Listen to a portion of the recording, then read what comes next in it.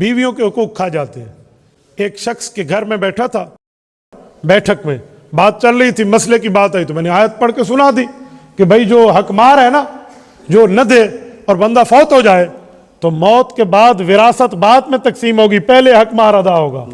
آپ پوچھ لیں علماء سے, قرآن کہتے ہیں من بعد وصیت یوصی بہا او دین, پہلے دین, پہلے قرض ادا ہوگا اور قرض میں حق مہر ہے. تو مجھے ایک شخص کہنے لگا کہ مولوی صاحب واقعی سچی سچی دینا پڑتا ہے حق مہر. لاہور کے دوستو آپ ہنسو گے, ہمارے سے واقعی دینا پڑے. میں تو سمجھا کاغذی کروائی ہے, بھائی مولوی صاحب نے لکھ دینا تھا, دستخط کر دینے نے. سچی دینا پڑتا ہے؟ میں نے کہا جی دینا پڑتا ہے. اب وہ بندہ نانا بھی ہے اور دادا بھی ہے. اس کے جو بیٹے بیٹھے ہوئے تھے نا, ان نے بٹوے کو ایسے ہاتھ لگا, اس نے کہا ابا ہم سے لے کر اماں کو حق دے دے, خدا کا نام من, اب تو ہماری اولادیں بھی آگے بڑی ہو گئی ہیں. میں نے کہا نہیں میں نے دیا تھا, دیا. ادھر ادھر کر کے اس نے جان چھڑائی. اب آپ بتاؤ یہ حال ہو جہاں تو کیا کرو گے آپ؟ اور کچھ لوگ بیویوں سے حق مار معاف کراتے ہیں.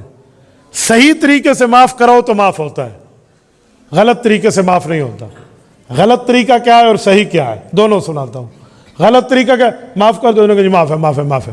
اسے پتہ ہی نہیں ہے میرا کتنا حق مار ہے, کیا ہے, کیا لینا, کیا دینا, حق مار ہوتا کیا ہے. وہ بیچاری یہ سمجھ رہی ہے وہ معاف کے لیے ہوتا ہے. اس طرح معاف نہیں ہوتا.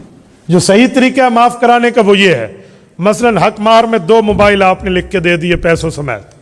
آپ گئے بیگم کے ہینڈ اوور کے 2 موبائل, کہا یہ اللہ رسول کی طرف سے تیرا حق مہر ہے, یہ اللہ نے بھی تجھے دیا, رسول اللہ کی طرف سے بھی تجھے ملا, اس کے سیاہ سفید کی تو ذمہ دار ہے.